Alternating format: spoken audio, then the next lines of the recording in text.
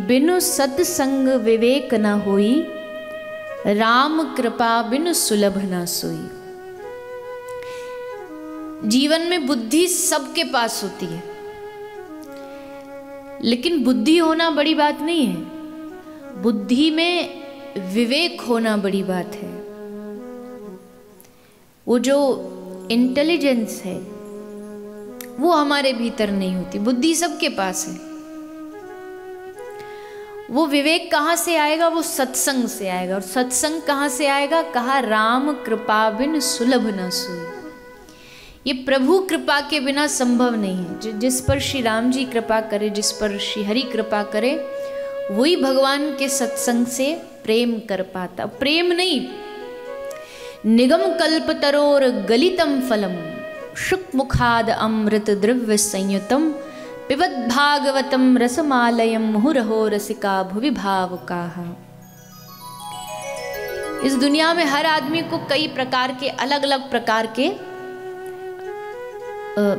Habits होती हैं, नशा होता है, एडिक्शन होता है। किसी को शराब का नशा है, किसी को सिगरेट स्मोकिंग का नशा है, किसी को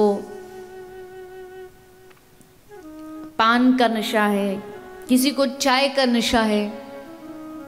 सबको अलग अलग नशे होते हैं। किसी को फर्स्ट डे फर्स्ट शो जो होता है ना, वो रिलीज होती है मूवीज, तो फर्स्ट डे फर्स्ट शो देखने का नशा ही होता है।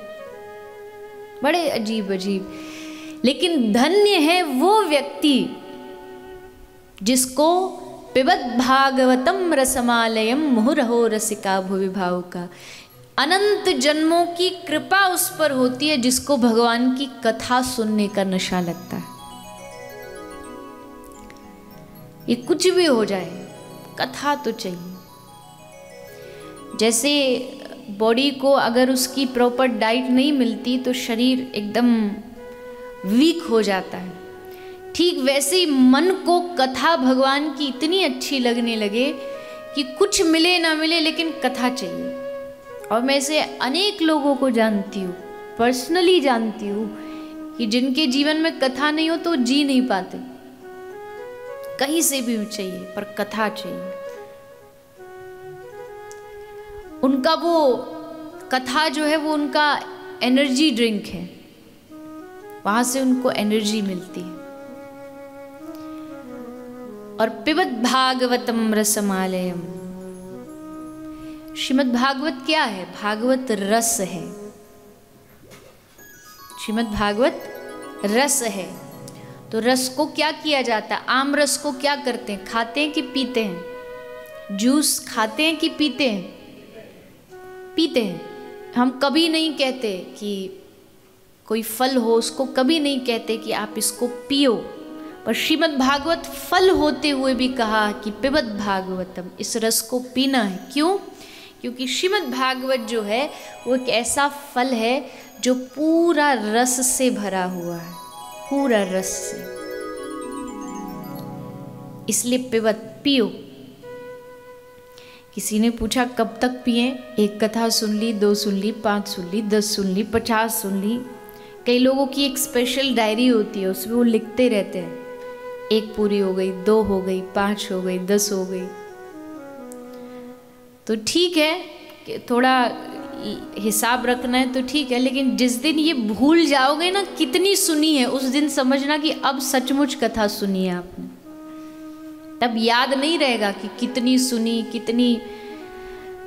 करता तो हूँ गुनाह सवे रोज अनगिनत, और गिन गिन के नाम लेता हूँ परवरदिगार के। करता हूँ गुनाह मतलब पाप तो अनगिनत, और जब भगवान की बात आती है, भगवान की कथा की बात आती है, तो एक एक चीज गिन के रखते हैं, एक एक माला गिन के रखते हैं। कई लोग मुझसे पूछते एक दिन में कितना नाम लेना चाहिए भगवान का, कितनी माला करनी चाहिए। अब यही बात मैं आपसे पूछूं, एक दिन में कितना कमाना चाहिए, तो कितना कमाओगे? कोई बिजनेसमैन हो, कोई शॉप वाला हो, उसकी शॉप का टारगेट है कि उसको पर डे इतना कमाना है। मान लीजिए एक ही मॉर्निंग में ही उसको इतना पैसा मिल गया, तो क्या दुकान बंद करके घर चला जाता है कि बस अब हो गया, टारगेट पूरा हो गया, अब घर चलो? नहीं जाता ना, नहीं जाता। तो फिर भगवान के नाम में तुरंत 5 माला 16 माला 16 राउंड जितना भी नियम है वो करके पैक करके फिर रख देते हैं, अब इसको नहीं देखना, हो गया काम। ऐसा थोड़ी होता। आप हर बार हर दिन प्रयास करते हो और ज़्यादा और ज़्यादा और कमाऊं, और जितना हो सके कमाऊं। वैसे ही भगवान के नाम का भी जब हमारे भीतर से काउंटिंग खत्म हो जाएगी, ये कथा इतनी सुनी उतनी सुनी, ये अभिमान, कई बार मैंने कई लोग को तो इतना अभिमान भीतर देखा कथा सुनने का ही, उनको लगता है ये सुनाने वाला ये क्या सुनाएगा हमें इतना कुछ आता है। कभी भी जो पेपर पर ऑलरेडी लिखा होता उस पर आप कुछ नया नहीं लिख सकते, आपको एक ब्लैंक पेपर चाहिए होता है जिस पर आप कुछ नया लिख पाते।